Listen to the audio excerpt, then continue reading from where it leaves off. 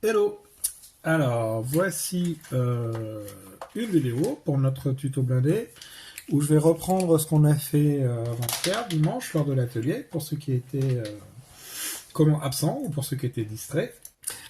comment, Donc, on va aborder sur un modèle qui est verni en brillant, sur lequel on a posé les décals, sur lequel également on a peint les différents impedimenta, l'eau de bord, etc. On va aborder une technique qui s'appelle le dotting ou le mapping selon les magazines et les vidéos qu'on peut voir sur le net. Alors attendez, il faut que je trouve mes lunettes, elles sont sous mes yeux, comme toujours. Voilà. Donc, on part avec ce que j'ai dû acheter samedi soir parce que j'ai pas retrouvé mes pots d'huile. Je suis allé chez Fifi, je suis en maquette et j'ai pris ces produits qui sont des produits MIG, je crois. Bon, c'est de la peinture à l'huile qui est de moins bonne qualité que celle que je vous ai conseillée sur le forum, qui a des pigments moins fins, donc ça va faire des couleurs un peu moins riches.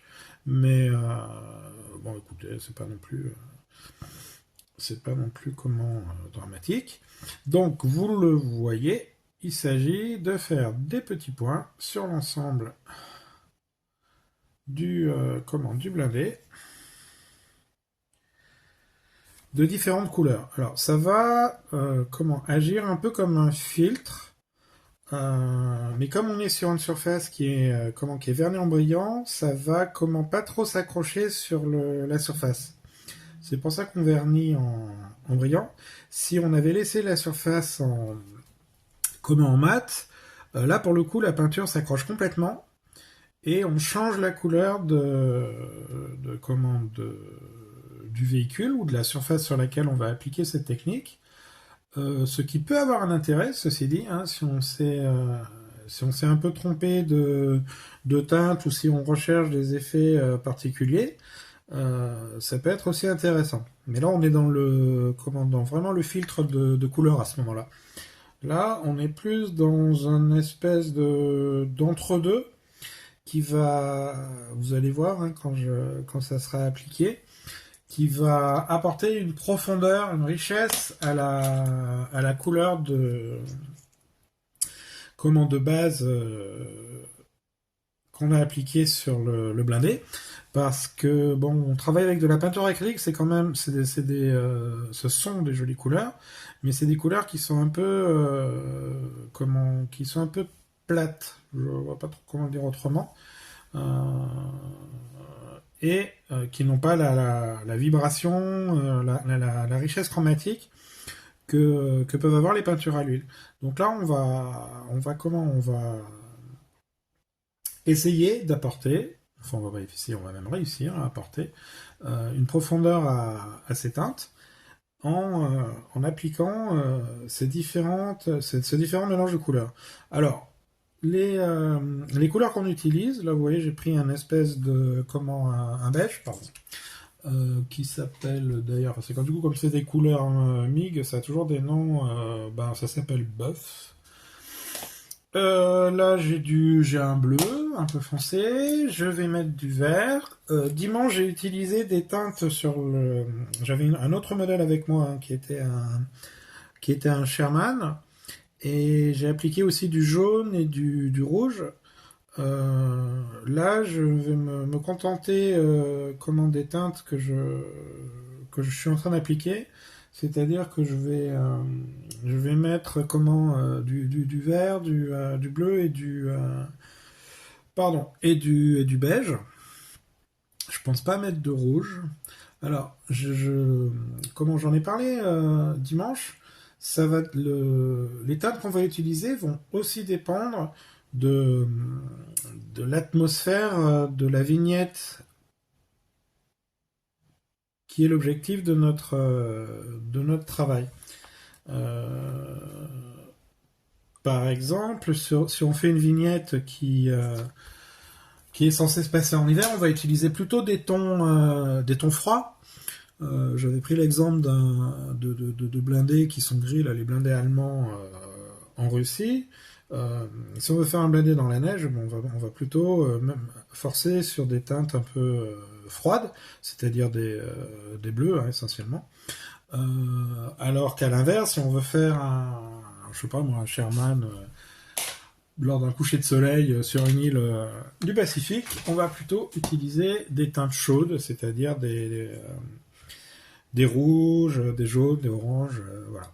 Alors j'oublie le canon, bien évidemment, il faut comment traiter tout le tout blindé. Je traite pas comme vous le remarquez, les sacs, hein, le chargement et la bâche du bouclier de canon, hein, parce que là, ça fera l'objet justement d'un traitement avec d'autres couleurs, peut-être des couleurs plus chaudes. Je rajouterai du rouge ou peut-être du jaune, je sais pas encore, je vais voir. En tout cas, là, je vous montre comment on part sur la base. Donc voilà. Donc on a appliqué ces petits points de peinture. Alors, peu de peinture. Hein. Alors si on en met trop, c'est pas gravissime non plus, parce que bon, c'est de la peinture à l'huile, ça met à peu près 48 heures à sécher. Donc on a largement le temps de ce qu'on appelle les repentirs, hein, c'est-à-dire de réparer nos erreurs. Alors une fois qu'on a appliqué ces points de couleur, on va les fondre entre eux et de façon irrégulière pour avoir un peu des accidents en fait de couleur. Vous allez voir dans la démonstration, hein, il vaut mieux le faire que l'expliquer. Donc je prends un pinceau pas trop gros, d'ailleurs j'en ai un autre qui va être plus adapté. Voilà, je me sers d'essence à briquet, hein, l'essence Azipo, qui est une essence F mais beaucoup moins grasse. Je crois que c'est la moins grasse qu'on peut trouver sur le marché. On en a parlé avec les présents dimanche également.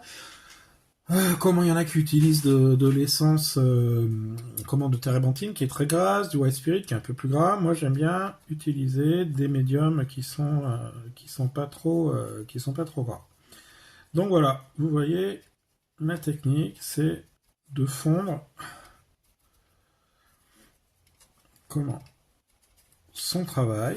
Et d'ailleurs, je vais rajouter du rouge, parce que pour le coup, je trouve en le faisant que c'est pas assez chaud le mélange que j'ai fait. Il y a un marron foncé, un marron rouge. Là, j'ai un marron rouge qui devrait faire le job.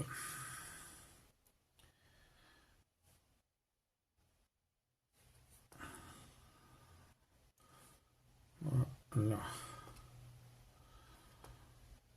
Il n'y a que les imbéciles qui ne changent pas d'avis, hein, et c'est en se faisant, il y a que les gens qui font des choses qui se trompent. Donc, voilà. Je pourrais ne pas traiter d'ailleurs ce que je suis en train de faire là, c'est-à-dire les jupes de protection du train de roulement, je pourrais les traiter de façon différente parce que, a priori, pendant la guerre, là c'est un véhicule qui a participé à la guerre du Kippour, hein, et si mes souvenirs sont bons, ils portaient pas, les centurions portaient pas leur jupe de protection pendant les combats. Donc voilà. Voilà, j'obtiens ce que je voulais obtenir, c'est-à-dire quand même quelque chose d'un peu plus chaud, parce que le simple mélange de verre, qui était un verre un peu jaune pourtant avec du bœuf, là, cette espèce de beige, et de bleu, c'était beaucoup trop froid par rapport à ce que je voulais atteindre. Alors, quand on commence la patine, hein, puisque là on est au tout début de la patine, on commence véritablement ce qu'on pourrait appeler l'expression personnelle de ce qu'on va vouloir faire sur sa maquette. Donc il n'y a pas vraiment, à mon avis, hein, il n'y a pas vraiment de recette à appliquer de façon uniforme, hein, sinon on va tous avoir les mêmes rendus, ce qui n'est pas forcément ce qu'on souhaite. Et on commence vraiment, s'il y a quelque chose d'artistique dans notre hobby, c'est à ce moment-là que ça commence en fait, hein, c'est-à-dire trouver un style, un rendu qui va différencier notre maquette peut-être des autres. et en tout cas qui va correspondre à une expression hein, de ce qu'on veut faire en fait. Voilà, donc alors, je sais pas si on voit d'ailleurs là l'image, mais le bout du canon, je l'ai traité, j'ai commencé à le traiter, bon je reviendrai dessus avec une pulvérisation d'un gris très foncé hein, pour simuler l'emploi du canon en fait, hein, les dépôts de suie et de cordite qui sont consécutifs à l'emploi du canon. Et je vais aussi faire le même le même rendu sur les grilles pardon, du moteur, puisque c'était alors pour ceux qui ont pratiqué ou pour ceux qui regardent des vidéos, on voit qu'en fait ce type de char d'assaut, ça devait être on devait les repérer à des centaines de mètres quand ils étaient en mouvement par le panache de fumée qui dégageait. Voilà.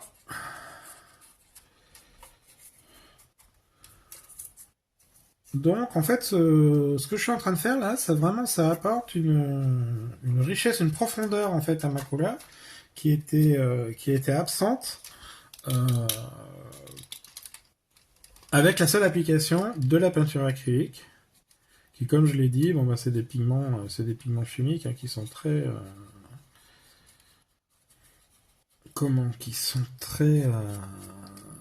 normés quelque part, et la peinture à l'huile et surtout ce mélange, du coup, qui est un mélange qui est un peu aléatoire là, vu qu'on fond les couleurs ensemble, et ben ça apporte des variations en fait infimes, hein, selon ce qu'on veut faire. Parce qu'encore une fois, si on veut corriger une teinte, on peut avoir la main beaucoup plus lourde. Et là, en l'occurrence, c'est pas le cas pour cet engin. Et ça va apporter toutes ces micro-variations en fait de surface sur la couleur qui vont quelque part rendre vivant la maquette en fait. Rendre vivante la maquette. En tout cas, sa surface. Si on peut dire. Donc, comme vous le voyez, alors on peut y passer des heures hein, si on a envie, hein, parce que c'est plutôt agréable à faire, mais ça peut aussi être assez rapide. Et surtout, comme je vous le disais tout à l'heure, vu que la peinture à l'huile met beaucoup de temps à sécher, même si quand elle est diluée comme ça en fait, puisqu'il y a beaucoup plus d'essence F qui en plus accélère un peu le séchage de la peinture, on peut revenir, on peut rajouter des couches, etc. Bon, moi là je suis assez... ça me convient ce que je viens de faire. Donc, je vais m'arrêter là.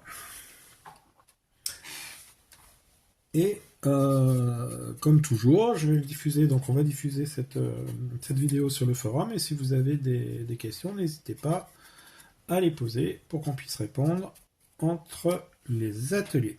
Puis je vais vous faire une seconde vidéo, le temps que cette première passe de patine sèche, je vais vous faire une seconde vidéo sur ce qu'on appelle le streaking.